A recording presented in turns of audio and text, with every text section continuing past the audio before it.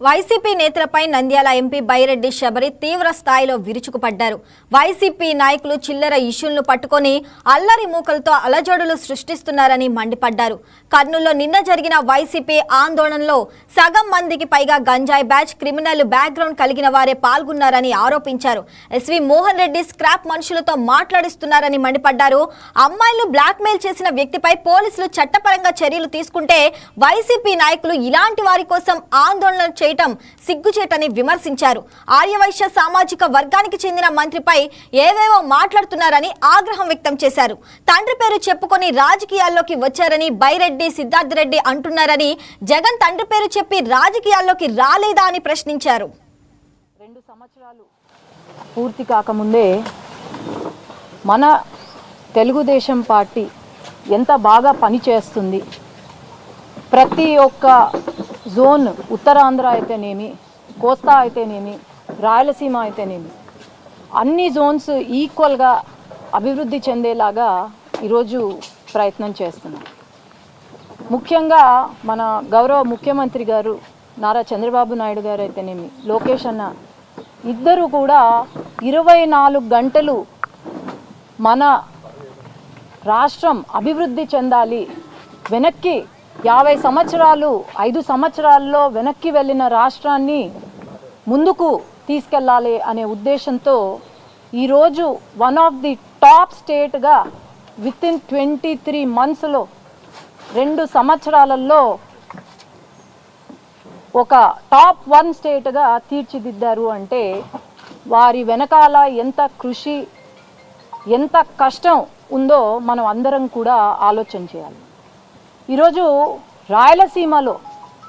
రాయలసీమ ఒక రతనాల సీమగా తీర్చిదిద్దడానికి అని చెప్పి ఆనాడు ఎన్టీ రామారావు గారు ఏదైతే ప్లాన్ చేశారో, ఇరిగేషన్ ప్రాజెక్ట్స్ అయితేనేమి, అది చంద్రబాబు నాయుడు గారు ద్వారా ఒక స్టేజ్కి వచ్చి, అట్లాగే రాయలసీమను ఒక హార్టికల్చర్ హబ్గా మనం అందరం గమనిస్తే గ్లోబల్గానే ప్రపంచ దేశాల్లోనే టాప్ 1గా రాయలసీమ హార్టికల్చర్లో కాబోతుంది.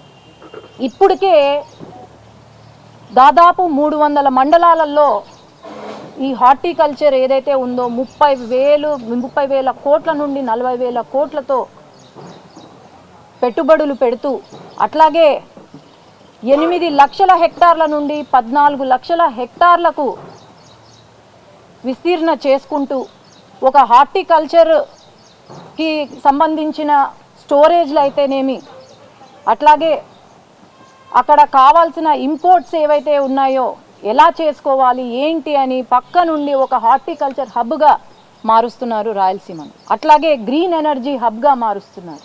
ఒక పక్క గ్రీన్ ఎనర్జీ హబ్, ఒక పక్క మ్యానుఫ్యాక్చరింగ్ యూనిట్స్, కియా అయితేనేమి, రాయల్ ఎన్ఫీల్డ్ అయితేనేమి, ఇలాంటి ఎన్నో పరిశ్రమలు మన రాయలసీమకు వస్తున్నాయి. నిన్న రాయల్ ఎన్ఫీల్డ్ తీసుకొస్తే 1000 మందికి ఉద్యోగాలు ఈ రాయల్ ఎన్ఫీల్డ్ ద్వారా వస్తాయి. అట్లాగే చుట్టుపక్కల పరిశ్రమలు పెరుగుతాయి. అట్లాగే ఈరోజు కూడా శంకుస్థాపన చేస్తున్నారు. ఎక్కడైనా దేశంలో ఫైటర్ జెట్ మ్యానుఫ్యాక్చరింగ్ యూనిట్ ఈరోజు రాయలసీమలో మన పుట్టపర్తిలో శంకుస్థాపన చేస్తున్నారు, మొదలవుతుంది అంటే మనం అందరం కూడా గర్వపడాలి. 2019 నుండి 24 వరకు వైఎస్ఆర్సీపీ ప్రభుత్వం ఏదైతే ఉందో వాళ్ళు ఏమైనా అభివృద్ధి చేశారా రాయలసీమకు అని నేను ప్రశ్నిస్తున్నాను. ఈరోజు రాయలసీమలో ఉన్న ప్రజలు రాయల్గా బతకాలని చెప్పి మన ముఖ్యమంత్రి గారు ముందుకు తీసుకెళ్తుంటే, అభివృద్ధి ఎలా, సంక్షేమం ఎలా అని ముందుకు తీసుకెళ్తుంటే, మరి ఆనాడు వైఎస్ఆర్సీపీ ప్రభుత్వం